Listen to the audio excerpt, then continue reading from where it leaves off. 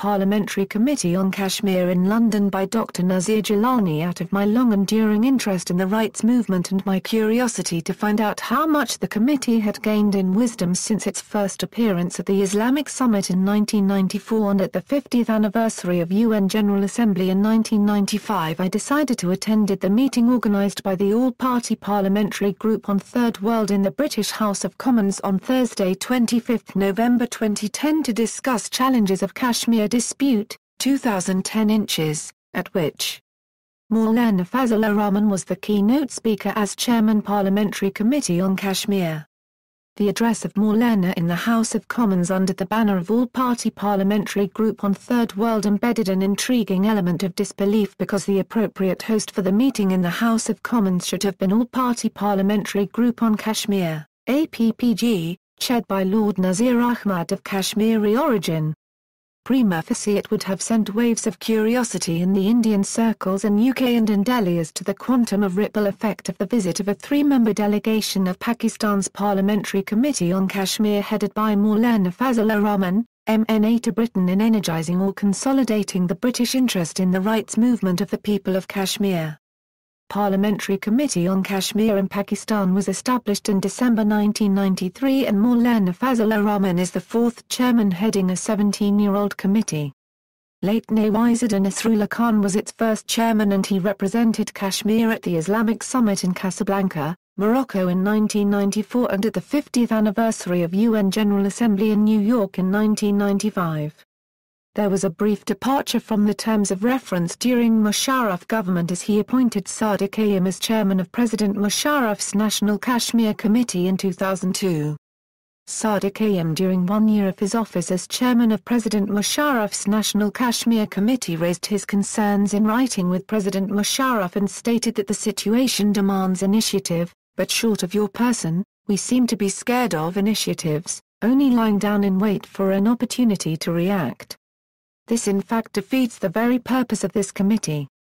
Without any regard of Kayam's position as a former AJK president and prime minister, Musharraf decided to snub him and asked his chief of staff Lieutenant General Hamid Javed to inform Sadiq Ayam that upon resumption of its normal business, the National Assembly is likely to establish its own committee on Kashmir, warranting dissolution of the existing committee under your chairmanship.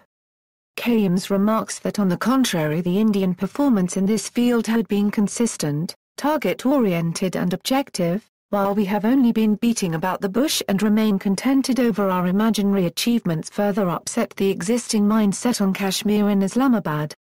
All kinds of institutional and individual interest have emerged either on their own or through the hidden machinations of Indian and Pakistani establishments.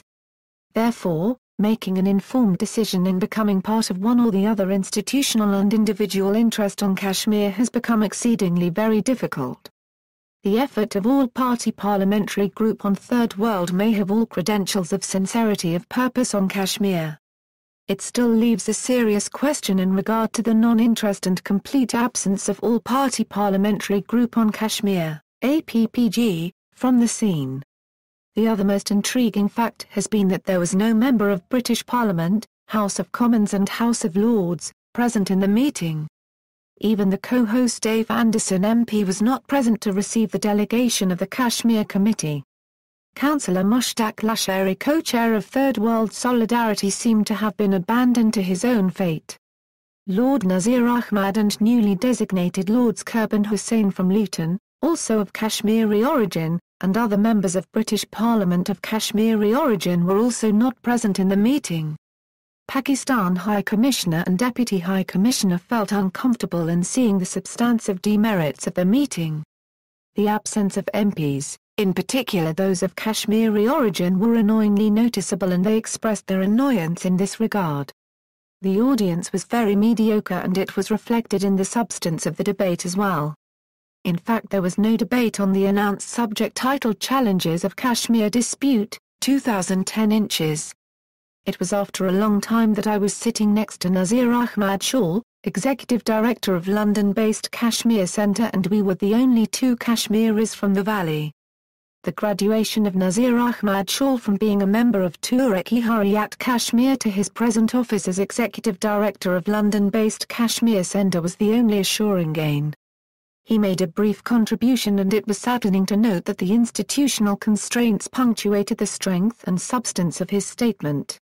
I have a long-standing association with Councillor Mushtaq Lashari, co-chair of Third World Solidarity, and I am still struggling with my conscience, as whether to accredit his effort, as a genuine contribution to the cause of Kashmir, or in aggregate judge the show a self-serving stage-managed event, which has trivialized the cause beyond repair.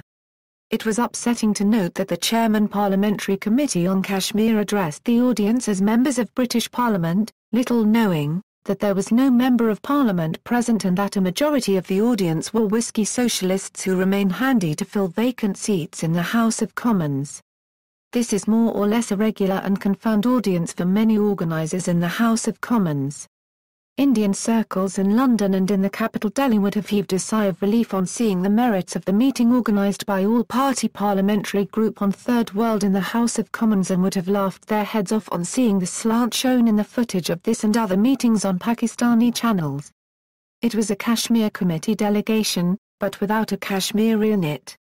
It was after facing a rigorous challenge that Karim Dastji, a PMLN member of the delegation, conceded that he too was of Kashmiri origin. It seemed that he saw merit and honour in identifying himself as one of Kashmiri origin.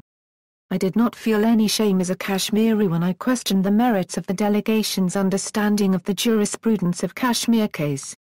It is time that every Kashmiri decided to free himself and herself of all personal prejudices and other hidden constraints handed down to them. Parliamentary Committee on Kashmir and various Kashmir centres are run in the name of Kashmir. It is our duty to exercise our right to interfere and see to it that the best interests of Kashmiri people are not compromised. Kashmiris employed in these centres deserve to be supported on merit, and we need to judge whether the returns are worth their employment. We would expect that they create an appreciable balance between the interests of the purse that pays them and the best interests of the people of Kashmir. Author is London-based Secretary-General of JKCHR, NGO in special consultative status with the United Nations. Email dr-nazir@jkchr.com.